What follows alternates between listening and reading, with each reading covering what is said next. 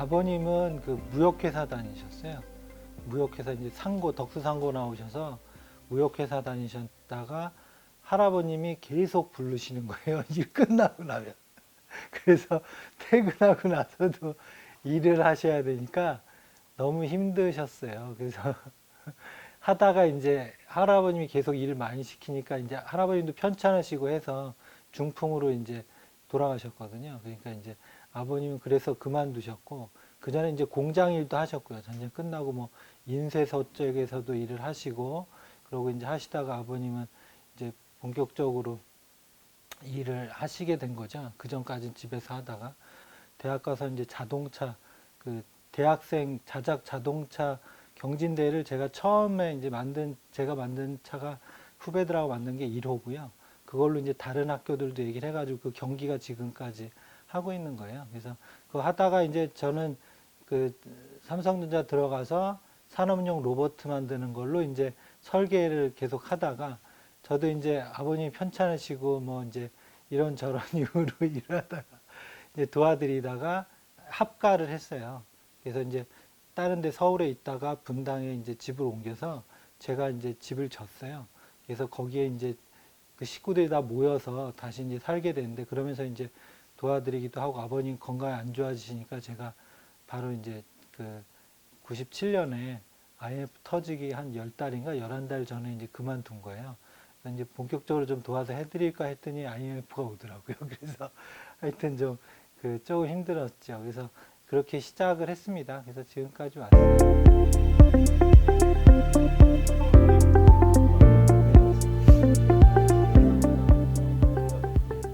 사실 저는 원래 고등학교 때는 파인아트 작업을 했었습니다. 네, 서양화도 하고 그다음에 조소도 하고 했었는데, 당시에 가장 세계적인 것이 가장 한국적인 것이다라는 말이 되게 유행을 했었는데, 그 말을 듣고 제가 한국전통문화대학교에 입학을 하게 되었습니다. 그래서 와서 이제 전통의 공예랑 그런 것들을 이제 배우고 보고 하면서 익히게 되었는데, 사실 제가 생각했던 거랑은 너무나 많이 달랐던 것 같아요. 특히나 이제 학교에 나오시는 선생님들도 그렇고 장인 선생님들을 따로 만나 뵙기도 하고 하면서 이야기를 해보면서 느꼈던 것들은 공예가 굉장히 내가 생각했던 것보다 훨씬 더 남을 위한 학문이다라는 생각을 많이 들었어요.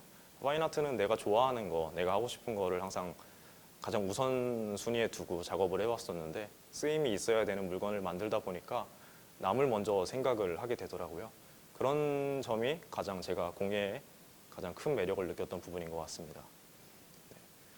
저는 이렇거든요. 그 로봇 만들었던 게 그게 이제 보통 사람들이 첨단 기술이라고 얘기를 해요. 그리고 없는 거에서 이제 새로운 거를 만드는데, 사실 그런 요소들도 있는데, 자세히 보면 과거의 기술에 약간의 그 첨가만 하는 거예요. 기술들. 왜냐하면 고대에도 이미 로봇은 있었고, 그 다음에 그 기계공학적인 기구적인 요소라든가 센서들도 이미 다 있는 거예요. 그래서 그런 것들 어떻게 조합을 해서 스스로 움직이게 해가지고 작업을 하게 하느냐, 이제 그건 적용의 이제 그거거든요. 근데 요즘 기술들이 대부분 그런 거예요. 지금 요즘 나오는 뭐 각종 무인 자동차라든가 아니면 그 인공지능도 보면 사람이 생각한 걸 해석해서 일을 시키고 이제 지금 현재 기술에 조금씩 더 하는 건데, 지금 속도만 좀 다른 거지 전통 공예도 제가 보기에는 과거에 있는 것에 뭘 가감한다는 면에서는 크게 다를 게 없고, 전 제가 보는 보통 새롭다는 걸 저도 이렇게 여러 가지 찾아보고, 얼리어답터라는 뭐 앱도 있더라고요. 그리고 이제 뭐 새로 나오면 저도 그런 걸 굉장히 좋아해요. 그래서 이제 보는데 그렇게 새롭다고는 못 느껴요. 그래서 그냥 호기심이 있어서 아, 이렇게 볼 수도 있구나, 적용하는구나 정도지, 제가 생각하는 그 창조라는 개념은 저는 어머니가 자식을 낳는 거 외에는 그렇게 창조적인 일은 없다. 전 솔직히 이제 그렇게 생각을 하거든요. 대부분의 일들이 자연적으로 발생해서 조금씩 변화해가는 과정에 있는 것이지, 아무것도 없는 것에서 나오는 거는 저는 없다고 보는 거예요. 그래서 제가 보는 관점에서는 뭐 과거에 첨단 기술을 하던, 그 다음에 전통적인 것에서 추구해 나가던, 그게 뭔가를 변화해 나가는 거는 똑같고, 그리고 첨단 기술을 해도 그걸 하는 사람 중에도 기존 기술하고 자기가 아는 거 외에 더 배우려고 안 하고 안 나가는 사람이 거기도 있고요. 전통 기술 중에도 과거에 있는 거를 그냥 멈춰서 그것만 하는 사람들이 있어요. 근데 저 같은 경우는 좀 다양한 데다 해요. 어떻게 보면 뭐 다른 분들은 진짜 여러 가지 하시네요. 그런 사람도 있어요. 그래서 제가 하는 거는 분야가 굉장히 맨 처음에 이제 연필로 그리고요. 연필로 이제 작업을 해요. 연필로 그림을 그리고 문양 작업도 연필로 하는데 처음에 그린 거는 좀 안 비치는 종이 해도 되고 그 다음부터는 그 투명한 종이, 반투명 종이를 계속 사용하는 거예요. 그래서 이제 보통 트레이싱지 많이 쓰시잖아요, 오늘은. 근데 과거에도 이제 그 비치는 한지에다가 그래서 그려서 본을 이제 여기서 1차 1번이 있고 넘버 그다음에 넘버 2가 들어가면 이제 위에다 얹어 가지고 도안을 거기서 바꿔요. 구성이나 위치나 그다음에 강조할 부분, 삭제할 부분 해서 하고 또 생각을 하다가 얘 아닌 것 같으면 또 얹어 놓고 또 수정하고 이 작업을 계속해서 이제 그림들이 바뀌어 나가는 거예요. 그러다가 아, 이 정도 그림이면은 이제 조각해도 되겠다 하면 거기서 이제 근데 그 도안을 그리고 중요한 건 선으로만 있으면 느낌이 들어오니까 저는 먹으로 색칠을 다 해요. 그래서 이제 근데 저희 할아버님 같은 경우는 어떻게 하시냐면 저하고 좀 다른데 연필로 스케치하고 볼펜으로 하신 거야. 색으로. 그래서 더 눈에 띄게 그러니까 종이 한 장에서 그건 끝내는 거죠. 그래서 저보다는 과정이 좀 단순했을 것 같고 그래서 이제 그렇게 해서 문양이 나오면 그거 목판에다가 먹지를 옮겨 그리고 그 다음에 이제 거기다도 이제 색칠 또 하고 그 다음에 이제 조각하죠. 네. 그리고 조각도 이제 하고서 찍어보고 찍어서 문양 나온 거를 보고 그게 이제 도안이 괜찮으면 저하고 안 괜찮으면 또 조각 수정하고 그래서 이제 도안 완성하는데 한 몇 년 걸리는 것 같은데요. 간단하게 작은 거는 뭐 금방 하죠. 작은 거는 금방 하는데 좀 사이즈가 되면 생각할 그 문양 선들이 많으면 그건 좀 오래 걸리고 그래요. 조각하는 거는 그냥 하는 거죠. 나무는 어떤 나무 쓰세요? 아, 나무는 돌배나무인데 제가 지금 현재 쓰는 거는 거의 아버님이 한 30년 전에 사놓으신 거를 30년 전 건조된 거 제가 쓰고 있고 그 나무 거의 다 써가지고 제가 한 트럭 샀거든요. 그래서 트럭 하나 사서 그거 지금 건조한 지가 한 15년 됐나? 근데 걔네들도 지금 쓰고 있어요. 그래서 지금 그 이제 건조는 그만큼 시키고 그 다음에 이제 건조한 다음에 문양을 어떤 크기로 할 건지가 결정이 되면 나무를 골라요. 거기서 이제 옹이 없고 그 다음에 이제 판재로 쓸만한 나무를 골라야 되는데 지금은 큰 작업할 게 좀 있어서 50cm 정도 되는 50짜리도 지금 작업을 한 게 있어서 그건 큰 나무가 별로 없거든요. 돌배나무를 주로 많이 쓰는데 크기가 정해지면 그걸 가지고 판재를 만들어요. 근데 판재를 한 치 이상으로 해야 돼요. 그러니까 3cm 이상. 왜냐하면 나중에 면쳐야 되니까 대패질하고 사포질 해야 되니까 그 정도 놔둬서 걔를 또 자연 건조 시켜요. 한 1년 이상. 그냥 놔둬요. 그럼 얘가 틀어지는데 그걸 빨리 하려면 살짝 데치는 거야, 물에. 물에 삶았다가 빼면 걔가 마르면서 휘거든요, 빨리. 그럼 그 작업을 그러고 면을 또 대패질하고 또 물에 데친 다음에 놔둬. 그럼 얘가 조금 더 틀어지면 또 대패질하고. 그래서 평면을 막 잡아가면 이제 두께가 점점 얇아지잖아요. 그렇게 해서 그게 이제 한참 놔두면 큰 거는 한 1년 해야 되고 그렇게 놔두면 이제 다 휠 대로 펴서 물에 집어넣어도 안 틀어지는 거예요, 나무가. 왜냐하면 저희가 쓰는 풀이 미너블의 풀이기 때문에 세척 방법이 물에다 집어넣는 거예요. 그럼 나무가 물에 넣어도 변형이 없어야 돼요.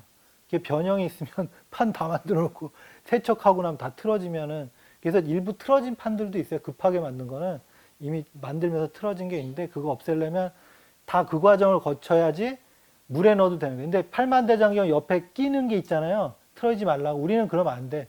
그러니까 우리는 다 그냥 노출된 상태로 변형이 없어야 되니까 시간이 더 오래 걸려요. 그래서 이제 그렇게 만들고 그 다음에 이제 면 친 다음에 도안 그려서 조각하는 건데 조각도 한 번에 치는 게 아니라 거의 그러니까 아까 수정 작업 있잖아요. 작업하면서 풀 찍은 다음에 금박 올리고 수정을 해야 되기 때문에 원래 원하는 선보다 안쪽으로 해야 돼요. 한 1, 2mm를.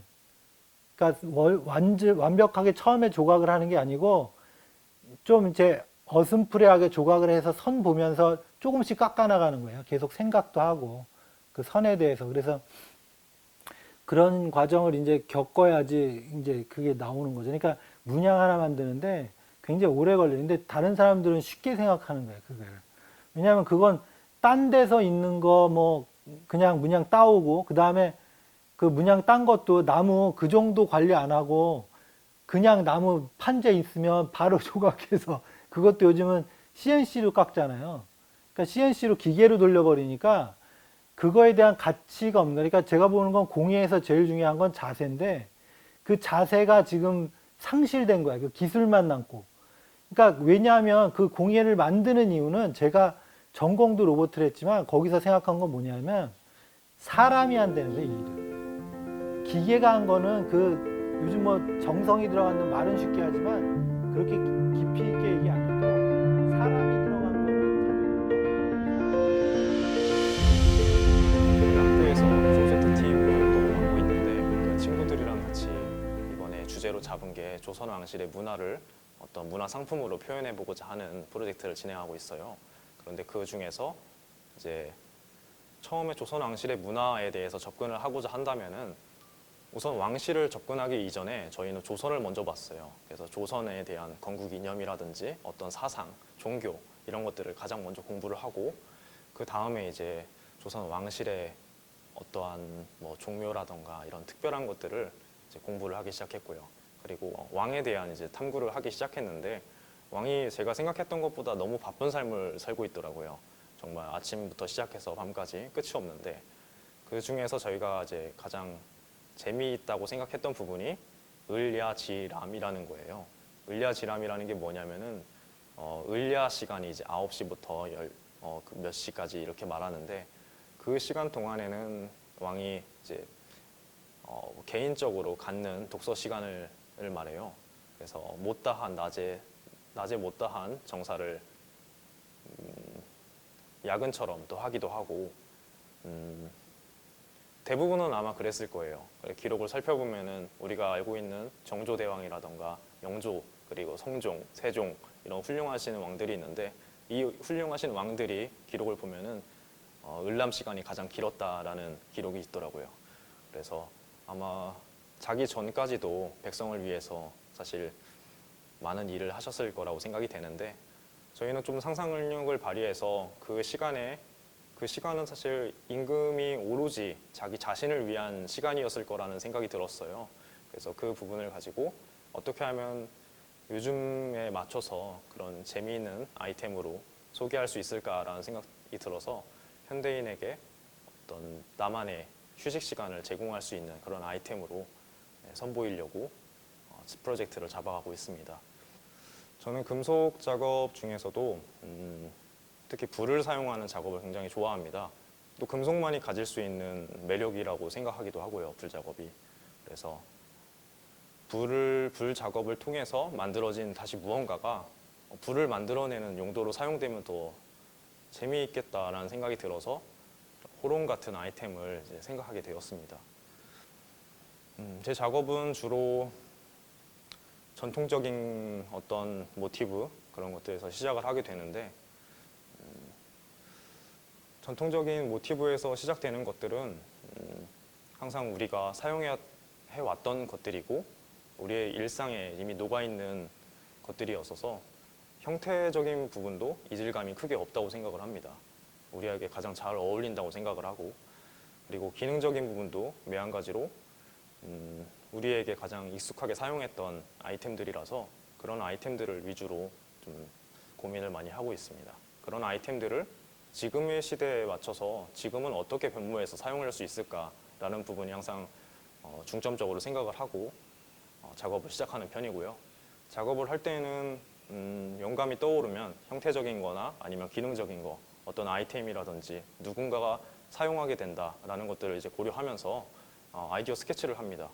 아이디어 스케치하는 시간이 사실 가장 긴데요. 보통 하나의 작업을 만들 때는 장난 같지만 한 100장 정도는 정말 그리는 것 같습니다. 그 스케치를 이제 중심으로 다시 컴퓨터 작업으로 어느 정도의 대략적인 러프한 모델링 작업을 하게 됩니다. 어느 정도 결정이 된 디자인을 가지고 저는 꼭 하는 부분이 있는데 종이로 모델링을 합니다. 종이 모델링의 장점은 일단 쉽게 다룰 수가 있고요. 금속은 불을 다루고 막 재련하고 해야 돼서 힘든 부분이 있는데 종이는 너무 누구나 쉽게 어디서나 할 수 있다는 장점이 있어서 종이로 항상 꼭 모델링을 해보고 본 작업에 들어갑니다. 여러 번 왔다 갔다 합니다. 모델링을 하다가 다시 스케치를 다시 할 때도 있고 스케치를 하다가 다시 모델링을 할 때도 있고 이 작업이 어느 정도 반복이 되면은 제가 원하는 형태를 마지막엔 꼭 금속으로 다시 모델링을 해봅니다. 재료로 주로 사용하는 금속은 사실 동이에요. 동은 물론 은이나 금 같은 기금속에 비해서는 값이 좀 싸고 저렴한 느낌이 들 수 있지만 사실 공예에서 보면은 동만한 재료가 없는 것 같아요. 네. 동은 굉장히 유연하기도 하고 쉽게 다룰 수도 있고 여러 가지 변칙적인 경우도 표현 기법으로 살릴 수 있는 부분이 가장 매력인 것 같습니다. 주로 요즘에 사용하고 있는 것들은 마감재로 오칠을 해서 금박을 하는 작업을 요즘에 좀 빠져 있어요. 그래서 금박을 하려고 한다면은 반드시 오칠이 좀 필요하게 됩니다. 오칠 작업은 흔히 우리가 생각했을 때 그냥 검정색 라카 아닌가? 그냥 검정색으로 표현하는 어떤 마감재, 도포제, 페인트 같은 거라고 생각을 하실 수 있는데 오칠 작업을 실제로 보시면은 어떤 페인트로도 뭔가 대응이 안 되는 그런 느낌을 받았던 것 같아요. 그리고 오칠 작업을 할 때 오칠 작업을 전통적인 방법도 이제 배우고 하지만 일부는 사실 현대적인 방법을 좀 더 이용하는 부분도 있습니다. 금속을 그러니까 현대적인 방법으로 만들고 그 위에 이제 오칠을 마감을 전통적인 방법으로 이제 마감을 하게 되는데 제 나름대로는 그것이 그냥 전통과 현대의 어떻게 보면 조화, 지금 내가 현대 작가가 할 수 있는 공예이지 않을까라는 생각을 가지고 있습니다. 오칠에 대한 장점을 이야기해보자면은 마감재로서 뿐만 아니라 사실 접착성을 가지고 있어서 어떠한 재료도 오칠로는 붙일 수 있다는 장점이 있습니다. 그런 부분과 또 오칠 자체에서 가지고 있는 방습 그리고 뭐 방수, 방충 이런 기능들이 있는데 사실 제가 금속의 표현을 하면서 가장 오칠의 매력을 느끼는 부분은 금속에서 방락이 전혀 안 됩니다. 네. 어떤 제가 많이 실험을 하는데 어떠한 요즘에 현대 도료라던가 그런 것들을 사용했을 때 어느 정도 시간이 지나게 되면 변색이 되기도 하고 또는 방락이 되기도 합니다. 그런데 금속에 오칠을 구워서 안착을 시키게 되면은 흔히 말하죠. 오칠이 1000년을 간다고. 네. 제가 지금까지 뭐 몇 년 살진 않았지만 지금까지 오칠이 금속에서 방락되는 경우는 본 적이 없는 것 같습니다. 그래서 오칠을 금속에 바르고 그다음에 가마에서 저는 한 두세 번 정도를 굽는 과정을 거칩니다. 그렇지 않고 요즘에 뭐 유리칠이다, 금속칠이다라는 것들이 많이 나오고 있는데 그래도 제가 테스트 해본 결과 금속에 오칠을 입히고 구워냈을 때 가장 방락 현상도 없고 사용하기에 가장 안정적인 느낌을 받아서 좀 더 번거롭지만 가마에서 한 두세 번을 굽는 과정을 반복해서 하고 있습니다.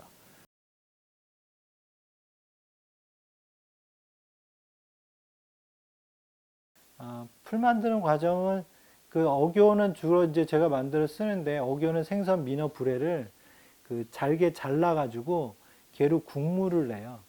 그래서 국물을 내 가지고 그 국물한 걸 다 모아서 졸여 가지고 농도를 쓸 때마다 맞추는 거예요.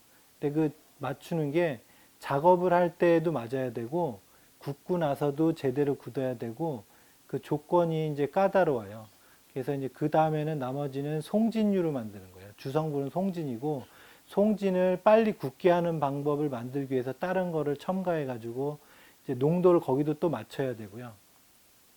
그래서 지금 이제 진행 과정에 있고 그 다음에는 아까 말씀드린 가죽이나 그 다음에 그 나무나 이런 데 하는 거는 풀이 오늘 한 과정은 그 금박 과정 중에서 이제 어떻게 보면 제 결과를 만드는 중요한 과정이에요. 그래서 이제 금박을 실제로 옷에다가 이제 부착을 하는 부금 작업이에요.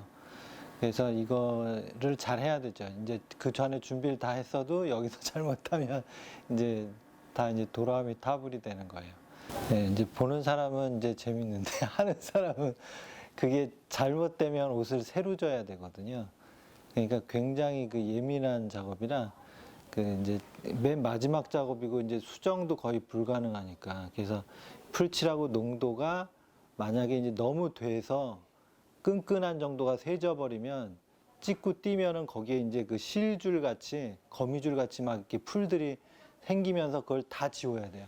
그래서 아까도 조금 있는 거를 제가 지운 작업을 한 거예요. 그건 이제 풀이 좀 됐던 거고 묽게 만약 돼버리면 그게 안 나오는 거예요. 어쩔 땐 딱 찍고 띄었는데 부분 여기 조금 나오고 안 나오면 그걸 다 그려야 돼.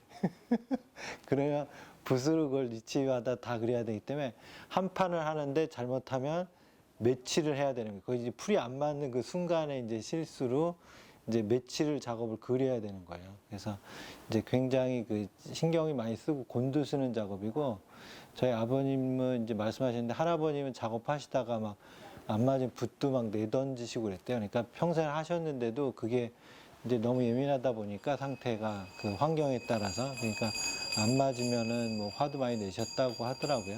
근데 저는 붓 던진 적은 없어요.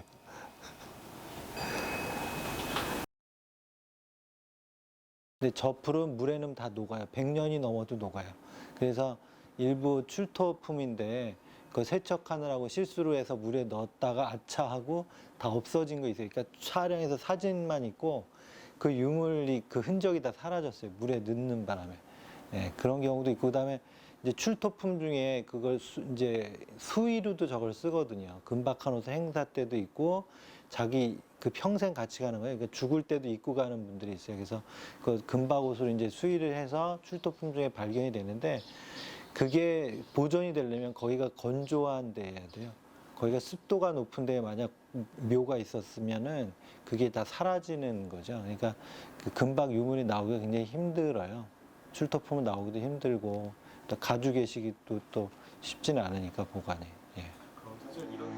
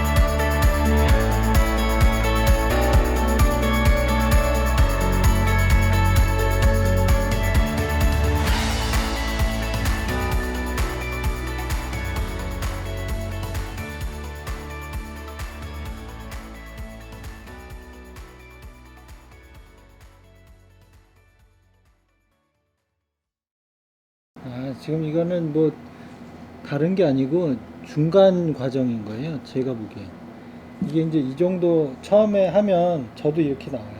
그럼 이거 하고 여기 지금 여기 풀 자국이 있잖아요. 여기다 붓으로 덧그린 다음에 붙이고 여기 또 덧그리고 붙이고 막 그 작업을 한참 해야 되는데 지금 처음에 딱 하고 잘 안 됐네. 그럼 실패인 줄 알고 안 놓은 거예요. 그거 이건 실패한 게 아니고 잘 하신 거예요. 그래서 다양하게 디자인도 좋고 요거 동그란 건 뭐예요? 긴 거. 요거는요. 예. 원래 이게 그러니까 로스를 좀 줄이려고요. 요 한 판에서 만들 수 있는 걸 생각한 거예요. 아, 요 동그라미는 그래서 밑으로 여기 가고, 따고? 네, 여기 아, 있는 거는 연결이 돼서 접혀서 뒤에 꼽을 수 있게. 난 뭐 네. 의미가 있는 줄 알고 느낌평가해서 네. 느낌이 거꾸로. 그래서 요 안에서 뭔가 좋네요. 조형성을 좀 네.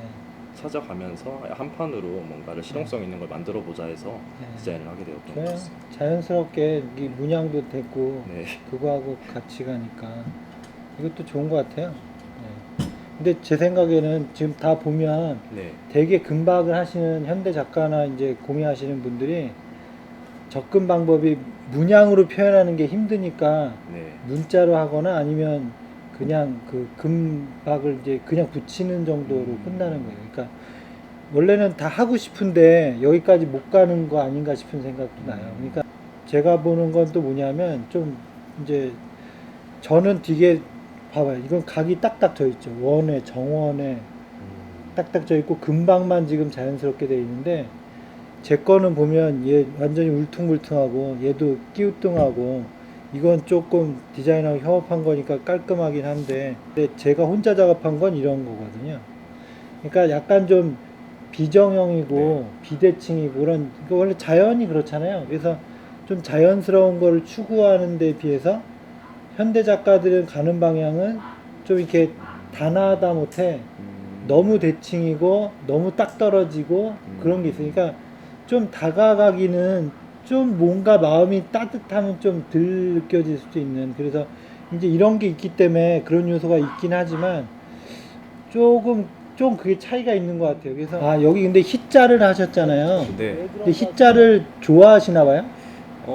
좋아하는 것도 있고요. 네. 그 제가 선생님 그 책을 보니까 네. 선생님이 그 문자 판이라고 하나요? 네, 금판. 네, 그 네. 판을 이제 깎으시면서 네. 거기에 뭔가를 이제 길상문이라든지 예전에 네. 그런 네. 염원들, 간절함 뭐 네. 이런 것 소망 같은 걸 네. 담았다고 네. 하신 걸 제가 봤어요. 네. 그래서 저도 어떤 문양을 네. 요즘에 사람들한테 네.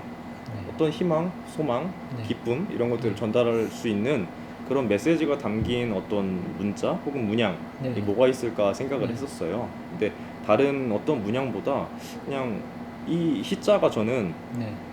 그냥 생긴 그 글자로 보기도 하지만 저는 네. 문양으로도 보이거든요. 그래서 네. 뭔가 이걸 보면은 그냥 누구나 사람들이 좀 좋아하지 않을까 싶은 마음에 저는 일단 가장 첫 번째로 이 희자를 사용을 해봤던 거였어요. 네. 왜 물어보냐면 이제 문양이 종류가 굉장히 많은데 본인이 선택한 게 기쁨을 이제 네. 추구하는 거라고 이제 제가 느껴서 그래서 이걸 하지 않았나 싶고 그럼 이제 문양으로 가면은 이거하고 같은 의미로 지금 기쁨을 좋아하니까 뭐 나비 문양 어떤가 싶어요. 그래서 나비가 상징하는 게 자유도 있고 네. 사랑도 있는데 기쁨이 있거든요. 그래서 그 기쁨을 상징하는 게 나비니까 그리고 나비 문양이 굉장히 화려하고 그 다음에 처음에 표현할 때 문양을 이렇게 바꾸거나 하기가 쉬워요. 네. 그러니까 외형은 다 나비는 누구나 연상되는 게 있고 그 안에 문양들은 다양하게 바꾸면 또 다른 문양이 되기 때문에 나비가 좀 이렇게 좀 쉬워요. 그래서 문양을 나비로 여기다가 나비를 하나 얹히면 어떤가 싶어요. 그 다음에 나비 옆에 뭐 희자를 작게 넣든지 네. 그리고 희자도 지금 이거는 굉장히 각지게 네. 이렇게 딱딱 돼 있잖아요. 근데 저희 집의 희자는 이렇게 각지지 않아요. 끝에가 이렇게 딱딱 떨어지는 게 아니라 여기가 약간 굴리는 맛이 있어요. 그러니까 이거를 단순히 문자로 해서 그냥 각지게 표현한 거가 네. 중국 거라면 우리나라는 그 이 비례도 원래는 이 글자가 지금 이게 이제 각지게 했는데 여기 간격 그 다음에 여기에서 굵기 요 빈 공간과 지금 금박이 되어 있는 공간의 크기가 똑같이 했잖아요. 그죠? 네. 이건 중국적인 거예요. 그리고 일본도 이렇게 표현해요. 근데 우리나라는 안 그렇다는 거예요. 여기 높이가 이 높이가 요거는 맞췄네. 여기하고 여기 높이보다 요 높이 약간 낮췄죠. 네. 예?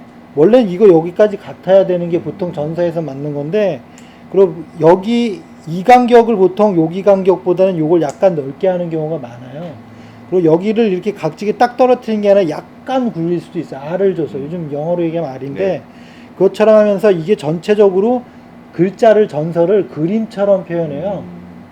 그러니까 멀리서 보면 이거 희자인데 그냥 지나볼 수 있는데 굉장히 자세히 관찰해 보면 공예품들마다 다 확인해 보세요. 그러면 공예 종류 뭐 잎사라든지 그 다음에 나무에 목 조각한 거, 그 그 다음에 활자, 금박, 그 다음에 뭐 다른 여타 부분들 다 보면 각 공예마다 이 글자 차의 이 비례미가 달라요.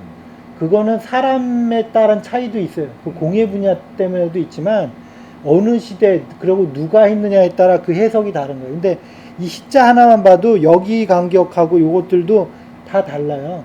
이것도 약간 이렇게 좀 이렇게 축소해서 위아래를 줄일 수도 있고. 그러니까 그게 그 미감인데 전체적으로 와서 전체가 아름다우면 되는 거지. 그걸 규칙에 맞춰서 딱딱하면은 이게 오히려 덜 아름다울 수 있다는 거예요. 여기도 보면 이번에 지금 제작소 요 안에 프로젝트를 간격이 같이 하게 원래는 됐어요. 여기 그래서 간격하고 맞춰야 되게 되는데 즐거운 시간을 오랜만에 가졌는데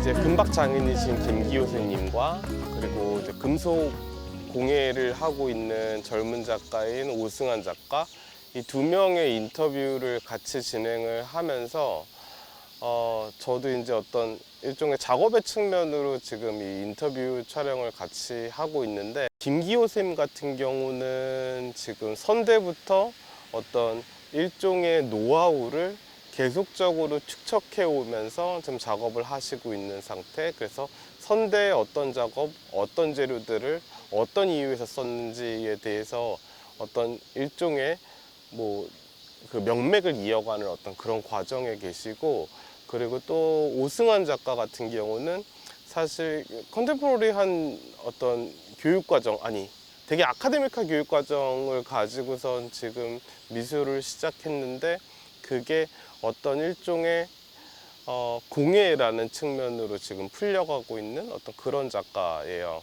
그래서 이 두 명의 작가를 보면서 일단 공예에 대한 생각이 제일 먼저 들었어요. 물론 평소에도 이제 공예에 대한 생각들을 이제 이따금씩 하는데 뭐랄까 이 공예라고 하는 것, 뭔가 쓸모가 있는 것들을 만드는 거.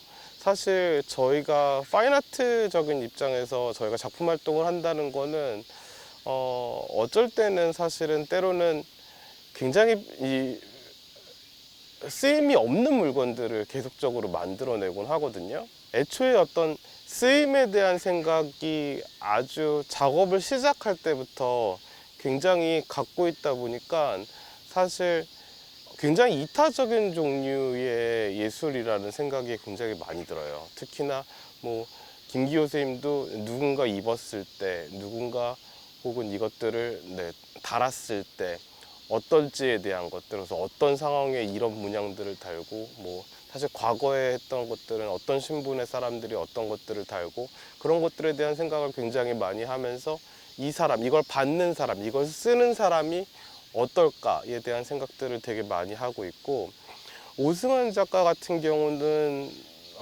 어떤 측면에서는 훨씬 더 이타적인 측면을 가지고 있더라고요. 그래서 본인이 지금 하고 있는 것들, 그래서 지금 하고 있는 것들, 뭐 특히나 호롱 작업 같은 경우는 지금 사실 호롱은 어떻게 보면 필요가 없는 그런 물건이잖아요. 물건인데 지금 현대 사회에서 그 쓰임이 어떻게 될 것인가, 어떤 감성적인 지점을 자극한다든지 그런 식의 쓰임들을 찾아내고 있는 거.